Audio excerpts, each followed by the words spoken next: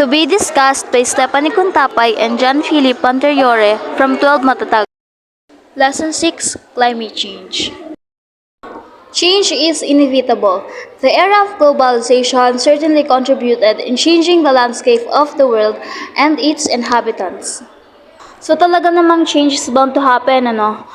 Globalization has really helped in making the world smaller and making lots of connections between different countries and cultures. This made it easier for us to share ideas, products, and information all over the world. So dahil dito, mas madami tayong access sa mga products, services, and opportunities from all over the world.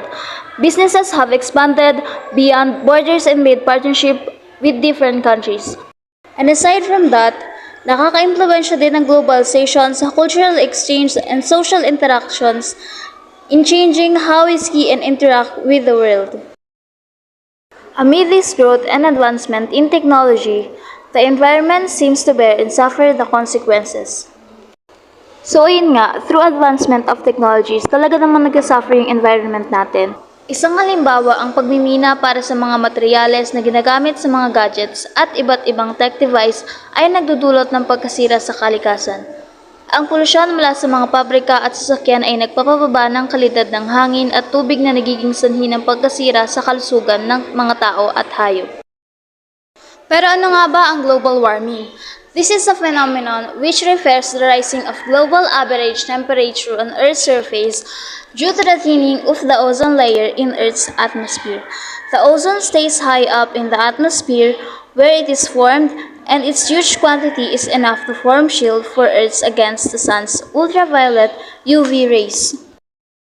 Global warming happens when the Earth's average temperature goes up because the ozone layer, which acts like a shield against the sun's harmful rays, is getting thinner.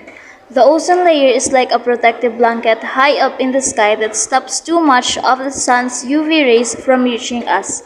But when this blanket gets thinner, more UV rays can get through, and that leads to the Earth getting warmer. Ultraviolet rays can cause cornea damage and skin cancer, stunt the growth and food manufacturing process of green plants, and destroy the floating microorganism at the base of the ocean food chain. Global warming leads to an increase in the Earth's temperature, which can intensify the exposure to ultraviolet UV rays from the sun. UV rays are known to have harmful effects on living organisms. Excessive exposure to UV rays can damage the cornea of the eye and increase the risk of developing skin cancer. The cornea is the transparent outer layer of the eye that helps focus light, and prolonged exposure to UV rays can lead to conditions such as cataracts and macular degeneration. UV rays can also impact green plants by disrupting their growth and food manufacturing process. Plants rely on sunlight for photosynthesis, the process through which they convert sunlight into energy.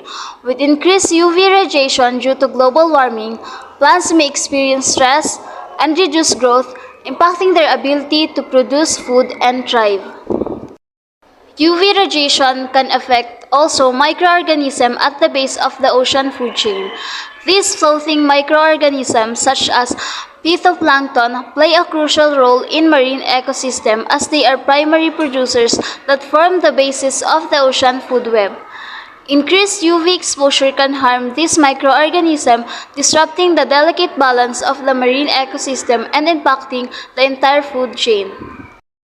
So now that we know the definition of global warming, let's proceed to our next topic, which is climate change. So first, let's define what is climate.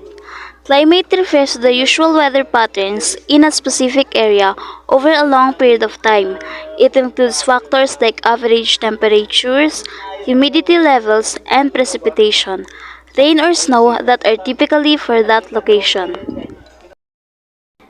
Proceeding, what is weather?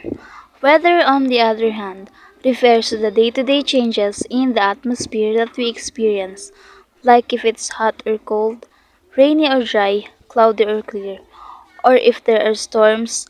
Weather can change quickly and varies from day to day or even hour to hour. So now let's define what is climate change. This refers to the major changes in the climate that last for long periods of time. So this term describes big changes in the Earth's climate that occur over many years or even centuries. These changes can include things like global warming, melting ice caps, and more extreme weather patterns. Climate change is a very important topic that affects our planet and all living things on it. It refers to the long-term changes in the Earth's climate, including changes in temperature, precipitation, and weather patterns. One of the main causes of climate change is the increased levels of greenhouse gases in the atmosphere. The most common greenhouse gases include carbon dioxide, methane, and nitrous oxide. These gases trap heat from the sun in the Earth's atmosphere, creating a greenhouse effect. This leads to a warming of the Earth's surface, which in turn causes changes in weather patterns and other environmental impacts. Human activities such as burning fossil fuels, deforestation, and industrial processes are major contributors to the increase in greenhouse gas emissions. When we burn fossil fuels like coal, oil, and gas for energy, we release large amounts of carbon dioxide into the atmosphere. Deforestation or the clearing of forests also contributes to a higher levels of greenhouse gases in the atmosphere. The impacts of climate change are far-reaching and can have serious consequences for our environment and way of life. These impacts include rising sea levels, more frequent and severe weather events, changes in ecosystems and biodiversity, and threats to food and water security.